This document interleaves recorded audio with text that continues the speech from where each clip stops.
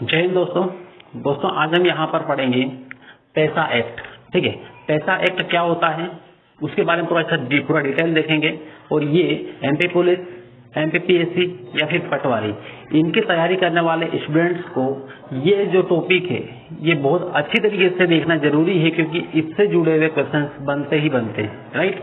और ये जो टॉपिक है इसमें कुछ ऐसी जानकारियां हैं जो हर एक व्यक्ति को जानना बहुत जरूरी होता है, या खासकर उन लोगों के लिए जो पॉलिटिक्स में थोड़ा सा इंटरेस्ट रखते हैं या फिर एमपीपीएससी या किसी भी कॉम्पिटिटिव तैयारी तो कर रहे हैं अभी।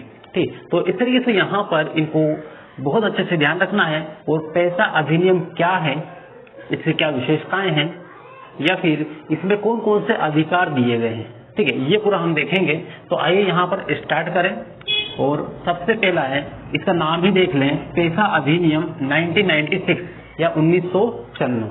ठीक, अब ये कई लोगों के माइंड में जो पहली बार सुनते हैं इसका नाम, जिनको नहीं पता है कि ये क्या है, उनके माइंड में पैसा अधिनियम मतलब से कोई रुपए पैसे का मामला कुछ सेट होता होगा माइंड में। ठीक है, तो ये रुपए पैसे का कोई वो मामला नहीं है, कोई अधिनियम नहीं है रुपए पैसे से जुड़ा हुआ, ये विकास से जुड़ा हुआ मुद्दा है। ठीक है, विकास से जुड़ा हुआ कानून है। और किन का विकास, तो यहाँ पर ये जो पूरी जो कहानी हम बात करेंगे, यहाँ पर पूरी कहानी सुनेंगे, ये जनजातीय क्षेत्रों या फिर आदिवासी क्षेत्रों के अधिकारों को लेकर गारंटी देता है या फिर उनके विकास की बात करता है। ठीक है, तो आइए यहाँ पे स्टार्ट करते हैं। देखिए, सबसे पहले यहाँ पे देखो, पैसा अधिनियम 1996 या 1996, मतलब ये है, ये जो पैसा अधिनियम लाया गया या फिर ये कानून बना, ये कब बना, तो 1996 में ये कानून बना था, राइट। और उसके बाद में ये जो पैसा अधिनियम है इसका दूसरा नाम भी है, और दूसरा नाम क्या है यहाँ पर इसका, तो यहाँ पे लिख दे रहा हूं मैं कोष्टक में, विस्तार अधिनियम। क्या है? विस्तार अधिनियम। तो ये भी इसका नाम है, ठीक है, अधिनियम। तो इस तरीके से यहाँ पे सभी नाम इसका ध्यान रखना है। पैसा अधिनियम बोलो या फिर विस्तार अधिनियम बोलो, बात एक ही है। ठीक है, तो फिर इसका इंग्लिश में देख लें, यहाँ पर पैसा लिखा है। ठीक है, तो इसका फुल फॉर्म कई बार पूछ लेते हैं, तो फुल फॉर्म क्या है ये भी पता होना बहुत जरूरी है। और इसके फुल फॉर्म में कई लोग कंफ्यूज भी होते हैं क्योंकि नाम थोड़ा सा लंबा है। ठीक है, तो देख ले, ध्यान से एक बार पढ़ लें इसको, या फिर मैं पढ़ के बता रहा हूँ। यहाँ पर पैसा मतलब यहाँ पर पैसा अधिनियम, इसका फुल फॉर्म द तो लगाया गया है क्योंकि संस्थाएं हैं, पंचायत संस्थाएं हैं, तो कुछ ग्रामीण लेवल पे कुछ खास संस्थाएं होती है ये, ठीक है, विकास को लेके, इसलिए यहाँ पर क्या लगाएगा, द लगाएगा। लेकिन पी से पंचायत, ठीक है, पंचायत, उसके बाद ई से यहाँ पर आ जाएगा extension to the schedule, S से क्या आएगा, शेड्यूल एरिया, ए से क्या आएगा, एरिया। एक्ट अधिनियम यहाँ पे नॉर्मली लगा लेते हैं। ठीक है, तो द पंचायत एक्ट 1996 डायरेक्टली बोले तो पंचायत एक्ट 1996, लेकिन इसके जो फुल फॉर्म की बात करें तो पी से पंचायत, ई से एक्सटेंशन, टू द, ये तो इसके बीच में नॉर्मली ही आता है। ठीक है, टू द, उसके बाद एस से क्या आएगा, शेड्यूल, और ए से आएगा एरिया, एक्ट 1996। ठीक है, तो इस तरीके से यहाँ पर इसका फुल फॉर्म ध्यान से पढ़ लें, खुद पढ़ें एक बार और अच्छी तरीके से उसको याद कर लें। ठीक है, अब फिर हम बात करते हैं यहाँ पर क्या है, मतलब जो पैसा अधिनियम है 1996, ये है क्या, ठीक है, वास्तव में क्यों बनाया गया है ये, और इसका उद्देश्य क्या है। तो ये देखें, तो सबसे पहले क्या है इसको देख लें, इस अधिनियम को जान लें कि हम जो पढ़ने वाले हैं उसमें क्या पढ़ने वाले हैं। ठीक है, क्या अधिकार आगे मिलने वाले हैं और किन किन को मिलने वाले हैं। ठीक है, तो इस तरीके से यहाँ पे इसको देखें। और क्या है, तो अनुसूचित क्षेत्रों एवं जनजातीय क्षेत्रों के विकास हेतु संसद द्वारा बनाया गया कानून है। ठीक है, किनके लिए, अनुसूचित क्षेत्रों एवं जनजातीय क्षेत्रों के विकास हेतु संसद द्वारा, कौन बनाता है कानून, संसद द्वारा बना गया कानून है। क्या, पैसा अधिनियम। ठीक है, तो पैसा अधिनियम क्या है यहाँ पर ये क्लियर हुआ। लेकिन इसके बारे में थोड़ा सा और डिटेल में आपको बता दे रहा हूं मैं कि ये जो अनुसूचित क्षेत्र है ये होता क्या है। ठीक है, जनजातीय क्षेत्र ठीक है, एक बार समझ में आ जाएगा, लेकिन अनुसूचित क्षेत्र क्या होता है, तो एक ऐसा कोई से पर्टिकुलर एरिया या कोई क्षेत्र जहां पर आदिवासी निवास करते हैं या फिर वो लोग निवास करते हैं जो विकास की मुख्य धारा से कहीं न कहीं अलग है। ठीक है, मतलब विकास की मुख्य धारा से अभी जुड़ा उनका नहीं हुआ है, या फिर पिछड़ी अवस्था में है, या पूरी तरीके से सही तरीके से डेवलप नहीं हो पा रहे हैं, या फिर शिक्षा का अभाव है। ठीक है, तो इस तरीके के क्षेत्रों को अनुसूचित क्षेत्र घोषित करते हैं। और अनुसूचित क्षेत्र घोषित करने का अधिकार या फिर शक्ति किसके पास है? यदि ये क्वेश्चन बनता है, ये बनता है, कई बार बनता है क्वेश्चन, ठीक है, कि किसी भी क्षेत्र को अनुसूचित क्षेत्र घोषित कौन करता है, या फिर अनुसूचित क्षेत्र घोषित करने की शक्ति किसके पास है? ऑप्शन आपको मिलेगा, सबसे पहला प्रधानमंत्री, दूसरा मुख्यमंत्री, उसके बाद राज्यपाल, और लास्ट में चौथा राष्ट्रपति। ठीक है, तो कौन यहाँ पर इन क्षेत्रों को घोषित करेगा? तो अनुसूचित क्षेत्र घोषित करने का जो पावर है वो है राष्ट्रपति के पास। ठीक है, किसके पास है? राष्ट्रपति के पास है। और किसके परामर्श से वो अनुसूचित क्षेत्र घोषित करेगा? तो राष्ट्रपति घोषित करेगा, लेकिन उससे पहले वो राज्यपाल से डिस्कशन करेगा, पूछेगा राज्यपाल से, परामर्श लेगा कि वास्तव में क्या कंडीशन है इस एरिया की। ठीक है, तो इस तरीके से पूरा लिखित में से पूरा सर्वे होगा। उसके बाद में राज्यपाल राष्ट्रपति को देगा वो पूरा डाटा। उसके बाद में राष्ट्रपति उस एरिया को, पर्टिकुलर एरिया को, क्षेत्र को अनुसूचित क्षेत्र घोषित कर देगा। ठीक है, तो इस तरीके से अनुसूचित क्षेत्र घोषित करने का जो अधिकार है, शक्ति है, कभी भी क्वेश्चन आए तो राष्ट्रपति को ही लगाना है। राइट, तो इस तरीके से अब तो यहाँ पे क्या है ये क्लियर हुआ। लेकिन इसमें जो अनुसूचित क्षेत्रों और जनजातीय क्षेत्रों के विकास हेतु संसद द्वारा बनाया गया कानून है, तो अनुसूचित क्षेत्रों का विकास तो होता है, लेकिन वहां पर रहने वाले जनजाति, जो अलग अलग प्रकार की जनजातियां हैं, या फिर वहां पर रहने वाले जो लोग हैं, उनका विकास किया जाता है इसके थ्रू। और इसमें कई अधिकार दिए गए हैं, जो अधिकार आदिवासियों या फिर उन जनजातीय क्षेत्रों में रहने वाले लोगों को प्राप्त होते हैं। ठीक है, तो ये है पेशा अधिनियम। अब फिर यहाँ पर क्या बोला गया है कि इसमें ये बोला गया है कि पेशा अधिनियम के तहत गांव को परिभाषित किया, या फिर गांव को बताया गया कि एक गांव होगा, उसको किस तरीके का होगा, वहां पे किस टाइप के लोग होंगे। ठीक है, फिर उसमें गांव में क्या होगी? एक ग्राम सभा होगी। ठीक, ग्राम सभा होगी। उसके बाद में ग्राम सभा पूरा डिसीजन लेके, सब कुछ करके, और क्या बनाएगा? पंचायत बनाएगी। तो ग्राम सभा निर्णय लेगी एक संस्था बनाने की, और संस्था कौन सी है? पंचायत।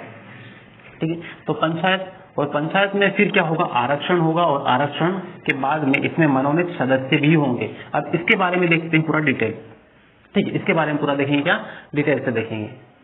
अब यहाँ पे गांव की बात करें। ठीक है, तो गांव क्या होगा, या फिर किसे कहेंगे, किस एरिया को यहाँ पर गांव का दर्जा देंगे?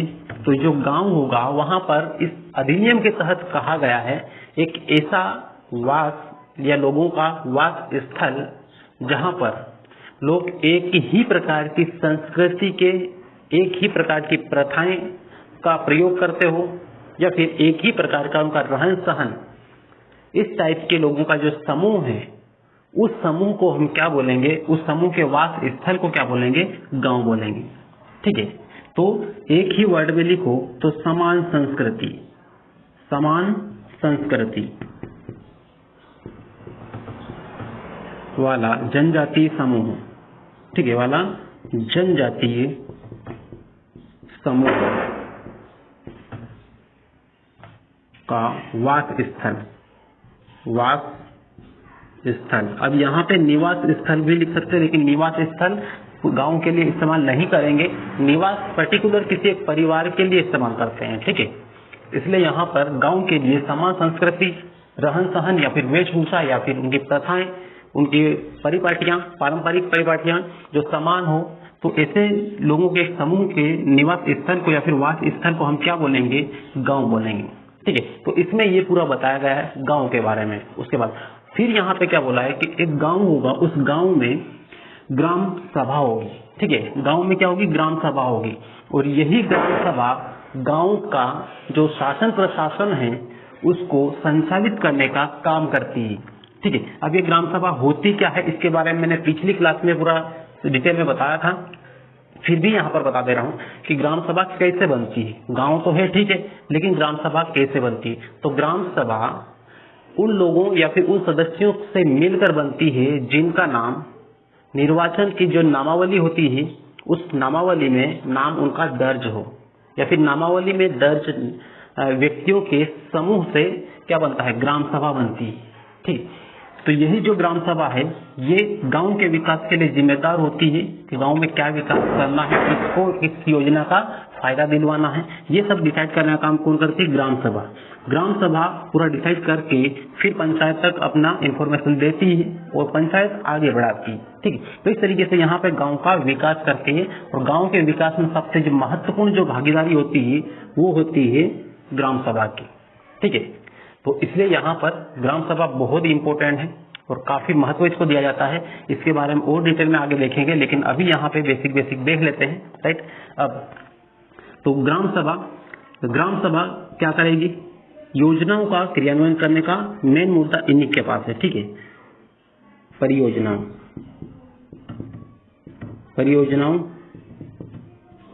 का क्रियान्वयन,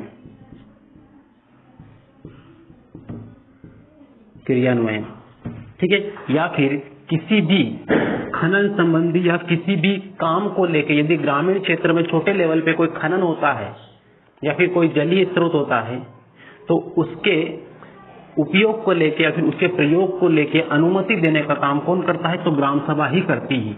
ठीक है, तो इस तरीके से यहाँ पर ग्राम सभा के कुछ इंपॉर्टेंट काम होते हैं। अभी तो नॉर्मली ऊपरी तौर पे मैं बता रहा हूँ, बाकी बाद में से कि अगली क्लास में हम पूरा डिटेल में यहाँ पे केवल इन्हीं के बारे में पूरा डिटेल में बात करें। अभी किसके बारे में बात कर रहे हैं हम, पैसा अधिनियम के बारे में। ठीक है, इसलिए ग्राम सभा के बारे में ज्यादा डिटेल में नहीं जाएंगे और फिर आगे बढ़ते हैं पंचायत। तो ये जो पंचायत है, ठीक है, ग्राम सभा कई से 2 या 3 ग्राम सभा मिल के क्या बनाती है, पंचायत बनाती है। और ये जो पंचायत होती है इसमें सीटें होती है, क्योंकि इलेक्शन होंगे, चुनाव होंगे, तो चुनाव किस पर होंगे, सीटों पे होंगे। ठीक है, तो यहाँ पर आरक्षण की बात करते हैं। इसमें आरक्षण किसको कितना मिलेगा ये किसने बताया गया, पैसा अधिनियम 1996 में बताया गया कि यहाँ पर कितनी सीटें जनजातीय क्षेत्रों के लिए होगी और कितनी सीटें किसी और समुदाय के लिए होगी। ठीक, तो ये यहाँ पर बोला है। तो आरक्षण की बात कर ले पंचायत में, तो पंचायत में जो 50% सीटें होती है वो अनुसूचित जनजातीय क्षेत्रों के लिए होती है। ठीक है, जनजातीय क्षेत्रों या फिर जनजातीय लोगों के लिए यहाँ पर 50% जो सीटें होती है वो होती है। ठीक है, लेकिन यहाँ पर एक बात और बोली गई है साथ में, 50% से कम नहीं हो सकती। ठीक है, पंचायत में 50% से कम सीटें जनजातीय क्षेत्रों के व्यक्तियों के लिए रहेगी ही रहेगी, लेकिन उससे कम नहीं होगी, 50% से कम नहीं होगी। ठीक है, 50% रहेगी। अब इसके बाद फिर ये बात, ये तो सिर्फ नॉर्मल सदस्य की बात हो गई। ठीक है, सदस्य की बात हो गई, या फिर कोई सरपंच बनता है, पंच बनता है, तो उनके लिए बात हो गई। ठीक, अब बात करें हम यहाँ पे अध्यक्ष के आरक्षण को लेके। किसके, अध्यक्ष। तो मान लो से कि इन पंचायती संस्थाओं में जो अध्यक्ष बनते हैं उनके लिए कितना आरक्षण यहाँ पे दिया गया है, तो उनके लिए जो आरक्षण यहाँ पर दिया गया है वो सभी की सभी सीटें जनजातीय क्षेत्र के लिए ही होगी। सभी सीटें जनजातीय लोगों के लिए ही रहेगी, या फिर जनजातीय कैटेगरी का व्यक्ति ही अध्यक्ष बनेगा। ठीक है, तो ये यहाँ पर ये आरक्षण दिया गया है। ठीक, सभी लेवल पे, ये सभी स्तर की बात कर रहे हैं। ठीक है, अध्यक्ष पद के लिए जो सीटें रहेगी वो पंचायती संस्थाएं होगी या फिर मध्यवर्ती या फिर जिला स्तर की। यहाँ पर जनजातीय लोगों के लिए ही ये सीटें आरक्षित की गई है अध्यक्ष के लिए। राइट, अब फिर इसके बाद में, अब ये आरक्षण का मामला हुआ कंप्लीट। अब इसके बाद फिर बात करते हैं मनोनीत सदस्य। तो यहाँ पर मनोनीत सदस्य होता क्या है, मनोनीत सदस्य वे सदस्य होते हैं जिनका चुनाव नहीं होता है। ठीक है, जो इलेक्शन में भाग नहीं लेते हैं लेकिन फिर भी पंचायत में सदस्य के रूप में होते हैं। कैसे होंगे, तो ऐसा समुदाय जिनका ज्यादा से वो से इलेक्शन में कोई भाग नहीं लिया हो या फिर ज्यादा दबदबा उसमें नहीं हो इलेक्शन में। ठीक है, या फिर चुनाव में भाग न लेकर किसी वंचित समुदाय के रूप में ये रह गए। ठीक, तो ऐसे वंचित समुदाय के रूप में जो रहे हैं सदस्य, उनके लिए यहाँ पर ये व्यवस्था की गई है और उनके लिए मनोनीत सदस्यों की व्यवस्था की गई है। और सदस्यों को मनोनीत करना मतलब सिर्फ डायरेक्ट उनको कोई पद दे देना, ठीक है। सदस्यों को मनोनीत करना मतलब कोई भी पद डायरेक्ट उनको दे देना, ये। तो अब ये डायरेक्ट किसी भी पद पर इन सदस्यों को रखेंगे, तो कैसे रखेंगे? तो ये काम पूरा कौन करेगा? मनोनीत करने का काम ये करेगा राज्यपाल, ठीक है। कौन करेगा? राज्यपाल करेगा। तो इस तरीके से यहाँ पे राज्यपाल के द्वारा, राज्यपाल, ठीक है, राज्यपाल सदस्यों को मनोनीत करेगा और किसी भी समुदाय का जिनका यहाँ पर महत्व कम है या फिर जिनके सदस्य इन आरक्षण के मामले में कम है या फिर यहाँ पे कम निर्वाचित हुए हैं, तो उनका टोटल निर्वाचित सदस्यों का 1/10 भाग, ठीक है। पंचायत में जितने भी टोटल निर्वाचित सदस्य है उनका 1/10 भाग सदस्य राज्यपाल मनोनीत करेगा, ठीक है। ऐसे समुदाय से जो पंचायत से पूरी तरीके से जुड़ा हुआ नहीं है या फिर इनका कोई ज्यादा से यहाँ पर महत्व नहीं है, ज्यादा भागीदारी नहीं है, तो ऐसे समुदाय के सदस्यों का 1/10 भाग या फिर जितने निर्वाचित हुए उनका 1/10 भाग उस समुदाय से लेंगे, ठीक है। तो इस तरीके से यहाँ पर ये आरक्षण का पूरा मामला हुआ और कौन कौन सी स्टेप है जहाँ पर पेशा अधिनियम के बारे में पूरा बात किया गया, पूरे अधिकार दिए गए, ठीक है। तो ये पूरा बेसिक था कंप्लीट, ठीक। तो इस तरीके से यहाँ पे बस इनको ध्यान से समझना है और इसी में से जितने भी क्वेश्चंस बनते हैं अधिकतर इसी में से ही बनते हैं, ठीक है, पेशा अधिनियम। और उसके बाद में फिर हम बात करेंगे नेक्स्ट क्लास में, और अगली क्लास में हम बात करेंगे इनके जो टोटल कार्य है उन कार्यों को पर्टिकुलर अलग वीडियो में से हम शो करेंगे और आपको बताएंगे, पूरा डिटेल में बताएंगे, समझाएंगे, क्योंकि यहाँ पर पूरा कंप्लीट करेंगे तो वीडियो काफी लंबा हो जाएगा, ठीक है। इसलिए यहाँ पर इसको शॉर्ट वीडियो के रूप में ही रखेंगे और यहाँ पर जितनी जानकारी मैंने दी है कम्प्लीटली उसको बस ध्यान रखना अच्छी तरीके से। और इनमें सबसे ज्यादा जो इम्पोर्टेंट है वो ये वाला सेक्टर है, इतना, ठीक है। आरक्षण को लेके 50% और जनजाति के लिए अध्यक्ष पद की सभी सीटें, सभी स्तरों की जो सीटें रहेगी वो आरक्षण अध्यक्ष जनजातीय क्षेत्रों के लिए ही होगी, ठीक है, जनजातीय लोगों के लिए ही रहेगी। और ये वाले उन समुदाय के लिए है जिनकी भागीदारी पंचायतों में कम है, ठीक, उनके लिए टोटल निर्वाचित सदस्यों का 1/10 भाग मनोनीत करेगा कौन? राज्यपाल मनोनीत करेगा, ठीक, इस तरीके से। और ये किस में होगा? ये मध्यवर्ती क्षेत्रों में होगा, मध्यवर्ती संस्थाओं में या फिर जिला स्तरीय